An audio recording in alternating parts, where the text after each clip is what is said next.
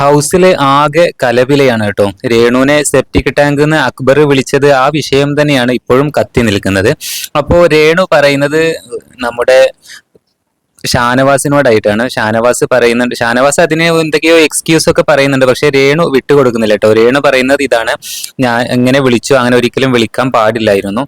പിന്നെ big boss പറഞ്ഞതുകൊണ്ട് മാത്രമാണ് ഞാൻ അതിനോട് പ്രതികരിക്കാതിരുന്നത് എന്നാണ് രേണു വീണ്ടും വീണ്ടും പറഞ്ഞുകൊണ്ടിരിക്കുന്നത്. മറ്റു മത്സരാർത്ഥികളോടൊക്കെ ഞാൻ പറഞ്ഞിട്ടുണ്ട്, പക്ഷേ ബിഗ് ബോസ് പറഞ്ഞതുകൊണ്ട് ഞാൻ പ്രതികരിച്ചില്ല എന്നാണ് രേണു പറയുന്നത്. ആകെ രേണു നല്ല ഉച്ചത്തിലാണ് പറയുന്നത്. ഹൗസിൽ ആകെ ജഗ പുകയാണ് കേട്ടോ. എന്താ വെച്ചാൽ അനുമോളുണ്ട്, എല്ലാ മത്സരാർത്ഥികളോട് വട്ടത്തിൽ ഇരുന്നു കൊണ്ടാണ് ഇത് പറയുന്നത്. അതിനിടക്ക് അക്ബർ രേണുവിനോട് പറഞ്ഞു, രേണുവിന് അങ്ങനെ വിഷമമായിട്ടുണ്ടെങ്കിൽ സോറി എന്ന് പറഞ്ഞു, ജസ്റ്റ് ഒരു സോറി പറഞ്ഞു അക്ബർ.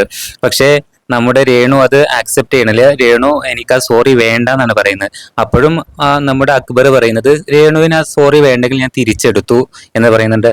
അക്ബറിന് യാതൊരു കുറ്റബോധവും അതിലുണ്ട് എന്ന് ആ ഒരു സംസാരത്തിൽ തോന്നുന്നില്ല കേട്ടോ. എന്തായാലും കമന്റ് ബോക്സ് നിറയെ അക്ബറിനെതിരെയാണ്. എന്തായാലും രേണുവിനെ സപ്പോർട്ട് ചെയ്തുകൊണ്ടാണ് ഈ വിഷയത്തിൽ വന്നിരിക്കുന്നത്. അതൊക്കെയാണ് ഇപ്പോൾ ലൈവിൽ നടന്നുകൊണ്ടിരിക്കുന്നത്. പുതിയ അപ്ഡേറ്റുമായിട്ട് വീണ്ടും കാണാം.